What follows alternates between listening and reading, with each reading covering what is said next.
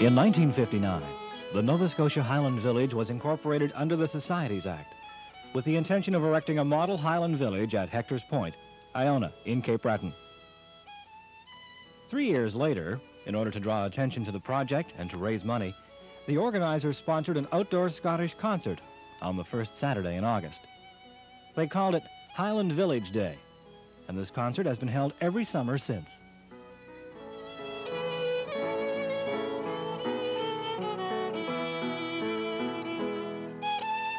Scottish music and entertainment have played an important part of the Nova Scotia Highland Village from its inception. Apart from Highland Village Day itself, other concerts featuring Celtic music have been sponsored regularly by the village over the years, with any profits going towards the operating costs of the museum. This portrayal of the living culture of the Cape Breton Highland Scot is every bit as important to the museum as the exhibits themselves.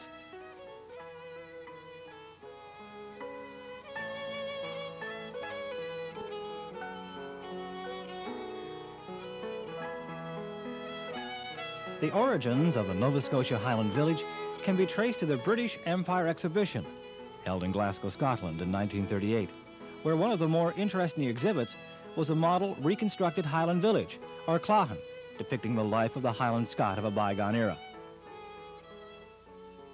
Among the visitors to this exhibit were a number of Nova Scotians, including the Gaelic-speaking Premier of the province, the Honourable Angus L. MacDonald. The group was impressed by the model village and felt that something similar could be done in Nova Scotia as a testimony to the many Highland Scots who settled here.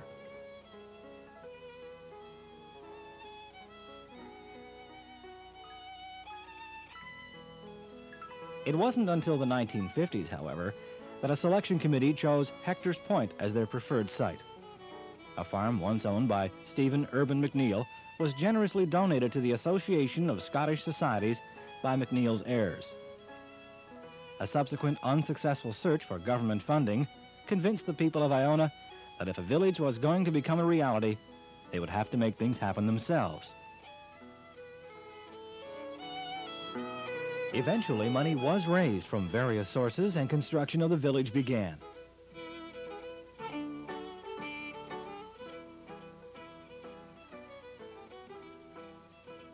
The first building of visitor encounters is the Hebridean-style Toidu, or Black House. This structure is not native to North America, but its presence helps to illustrate the kind of construction used by the people of the Outer Hebrides in the early 1800s, when there was a great deal of migration from that part of Scotland to Nova Scotia. From the Black House, the road leads on to the log cabin, which represents the first homes built by the Highland settlers here. The next stage in the evolution of local architecture was the frame house.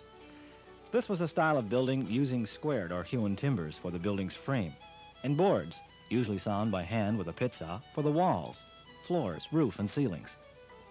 The first frame house in our site was originally constructed in 1831, and its main feature is a large stone chimney in the center with several fireplaces for both heating and cooking. Close to this house is a barn of hewn frame containing various threshing mills and a horse treadmill. The barn is also home to a team of horses. A small shed nearby houses some chickens. The remaining buildings are all of the early 1900s period. They include a forge, schoolhouse, store, carding mill, and home. Each building is of hewn frame construction, with the beams fitted together with mortise and tenon. The store, school, and home are heated with wood stoves, which were considered a great improvement over the fireplaces of the earlier period. The carding mill houses equipment used to mechanically card wool into rolls in preparation for spinning it into yarn. The original power source for this mill was a water wheel, but a single-cylinder stationary engine now drives it. Aside from buildings and artifacts, The Highland Village has added several new programs in recent years. One of these is a Gaelic program for village staff and interested community residents. To date, the program's emphasis has been on Gaelic conversation, using material developed locally by instructor Jim Watson. The most recent addition to the village is a program called Highland Roots, which uses a computer and printer to make genealogical information found in church and census records available to the public. So far, 3,500 names have been entered in the database, but the program is still very new and will take years to develop into a full service. As the Nova Scotia Highland Village continues to grow and develop, new services will be offered, and the history and culture of the Cape Breton Highland Scot will continue to be preserved and portrayed.